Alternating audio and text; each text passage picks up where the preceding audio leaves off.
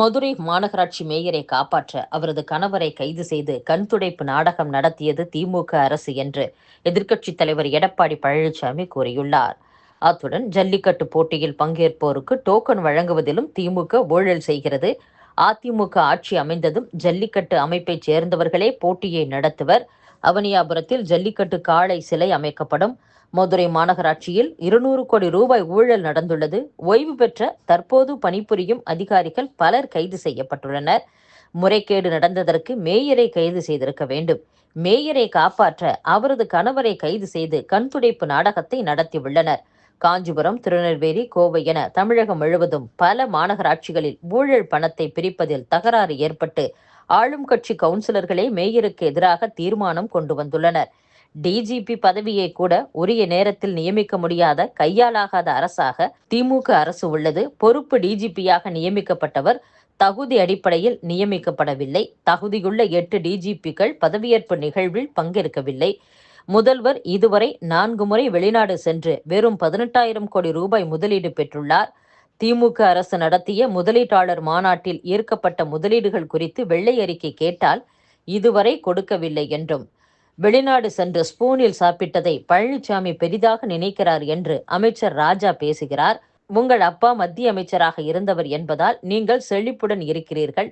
உங்கள் தலைவரின் அப்பா முதல்வராக இருந்தவர். அதனால் நீங்கள் தங்க ஸ்பூனிலும் வெள்ளித்தட்டிலும் சாப்பிடலாம். நான் மக்களோடு மக்களாக இருக்கிறவன். விவசாயியான எனக்கு கையில் எடுத்துதான் சாப்பிட தெரியும் என்றும், தற்போது போதை மாநிலமாக தமிழகம் உள்ளது. போதைப் பொருள் விற்காத இடமே இல்லை. மாணவர்கள், இளைஞர்கள் போதையின் பாதையில் செல்லாதீர்கள் என முதலமைச்சர் ஸ்டாலின் பேசுகிறார். போதைக்கு அடிமையாகி சீரழிந்த பின் இப்படி பேசுவதால் என்ன பயன் என்றும் எடப்பாடி பழனிசாமி கேள்வி எழுப்பியுள்ளார். தங்க கடத்தல் மற்றும் ஏற்றுமதி இறக்குமதியில் நடந்த முறைகேடு தொடர்பாக சென்னை விமான நிலைய சரக்கு கையாளும் பகுதியில் பணியாற்றிய சுங்க அதிகாரிகள் மீது சிபிஐ வழக்கு பதிவு செய்துள்ளது. தங்க ஆபரணங்கள் இறக்குமதி மற்றும் ஏற்றுமதியில் பல்வேறு முறைகேடுகள் நடப்பதாக குற்றச்சாட்டு எழுந்துள்ளது. சட்டவிரோத செயல்பாட்டால் அரசுக்கு வருவாய் இழப்பு ஏற்பட்டுள்ளது. அதேபோல் நாடு முழுவதும் பல்வேறு விமான நிலையங்களில் சமீப காலமாக தங்க கடத்தல் சம்பவங்கள் அதிகரித்து வருகின்றன. இந்த கடத்தலுக்கும் ஏற்றுமதி இறக்குமதி முறைகேடுகளுக்கும் சுங்கத்துறை மற்றும் மத்திய வருவாய் புலனாய்வு அதிகாரிகள் சிலர் துணைப்போவதாக குற்றச்சாட்டு எழுந்தது.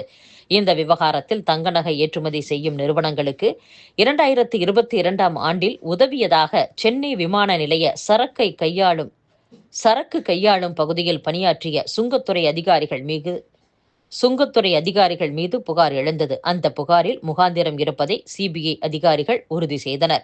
இதையடுத்து ஆகஸ்ட் 30ஆம் தேதி மீனம்பாக்கம், கோயம்பேடு, பூக்கடை உட்பட 6 இடங்களில் சிபிஐ அதிகாரிகள் சோதனை நடத்தினர். இந்நிலையில் முறைகேட்டுக்கு உதவியதாக சுங்கத்துறையைச் சேர்ந்த அதிகாரிகள் 4 பேர், தங்க நகை உரிமையாளர்கள், சுங்க ஏஜென்ட் உட்பட 9 பேர் மீது சிபிஐ வழக்கு பதிவு செய்தது. இதில் தொடர்புடைய சுங்கத்துறை அதிகாரிகள் வெவ்வேறு மாநிலங்களில் பணியில் உள்ளனர். இவர்களை சென்னைக்கு அழைத்து வந்து சிபிஐயினர் விசாரிக்க உள்ளதாக தகவல் வெளியாகியுள்ளது. செங்கல்பட்டு மாவட்டம் கல்பாக்கத்தில் உள்ள அணுமின் நிலையத்தின் 2வது அணு உலையில் 60 நாட்களுக்கு மின் உற்பத்தி நிறுத்தப்பட்டுள்ளது. கல்பாக்கத்தில் மத்திய அரசின் இந்திய அணுமின் கழகத்தின் சென்னை அணுமின் நிலையம் உள்ளது. அங்கு தலா 220 மெகாவாட் திறனுடைய 2 அணு உலைகள் உள்ளன. அதிலிருந்து தமிழகத்திற்கு தினமும் 330 மெகாவாட் மின்சாரம் ஒதுக்கப்பட்டுள்ளது. கல்பாக்கம் முதல் அணு உலையில் பழுது காரணமாக 2018ஆம் ஆண்டு ஜனவரி 30ஆம் தேதி மின் உற்பத்தி நிறுத்தப்பட்டது. 2வது அணு உலையில் மின் உற்பத்தி நடந்த நிலையில் அதிலிருந்து தமிழகத்திற்கு 150 மெகாவாட் வரை வழங்கப்பட்டது. இந்நிலையில் பராமரிப்பு பணிக்காக அந்த அணு உலையில் நேற்று அதிகாலை முதல் 2 மாதங்கள் வரை வரும் அக்டோபர் 31ஆம் தேதி வரை மின் உற்பத்தி நிறுத்தப்பட்டுள்ளது. இதனால் கல்பாக்கம் அணுமின் நிலையத்தில் இருந்து தமிழகத்திற்கு மின்சாரம் கிடைக்காத நிலை உருவாகியுள்ளது. நீர்நிலைகளுக்கு பொதுமக்கள் செல்வதை கட்டுப்படுத்த உள்ளாட்சி அமைப்புகள் வாயிலாக நடவடிக்கை எடுக்க வேண்டும் என பொது சுகாதாரத்துறை அறிவுறுத்தியுள்ளது. கேரள மாநிலத்தில் மூளையை தின்னும் அமீபா தொற்றால் 2 மாதங்களில் 4 பேர் உயிரிழந்துள்ளனர். தமிழகத்தில் இந்த தொற்று பரவாமல் இருக்க மாவட்ட சுகாதாரத்துறை அதிகாரிகளுக்கு பொது சுகாதாரத்துறை இயக்குநர் சோமசுந்தரம் சுற்றறிக்கை அனுப்பியுள்ளார். அதில் பொதுமக்கள், குறிப்பாக குழந்தைகள், தேங்கி நிற்கும் நீர், மாசடைந்த நீரை குளிக்க பயன்படுத்த வேண்டாம். இது குறித்து உள்ளாட்சி அமைப்புகள் மற்றும் பொதுமக்களுக்கு அறிவுறுத்த வேண்டும். குளங்கள், ஏரிகள் போன்ற நீர்நிலைகளை சுற்றி சுகாதார சூழலை உறுதி செய்ய வேண்டும். நீச்சல் குளங்களில் சுகாதாரம் உறுதி செய்யப்பட வேண்டும். உள்ளாட்சி அமைப்புகள் மற்றும் தனியார் நிறுவனங்களுக்கு சொந்தமான நீச்சல் குளங்களில் குளோரின் பயன்பாட்டை சுகாதாரத்துறை அதிகாரிகள் உறுதி செய்ய வேண்டும். நீர்நிலைகளுக்கு பொதுமக்கள் செல்வதை தடுக்க உள்ளாட்சி அமைப்புகள் நடவடிக்கை எடுக்க வேண்டும். அரசு மற்றும் தனியார் மருத்துவர்கள் மூளையை தின்னும் அமீபா தொற்று அறிகுறிகளுடன் நோயாளிகள் வந்தால் அவர்களை உரிய மருத்துவமனைகளுக்கு பரிந்துரை செய்ய வேண்டும் என்று குறிப்பிடப்பட்டுள்ளது.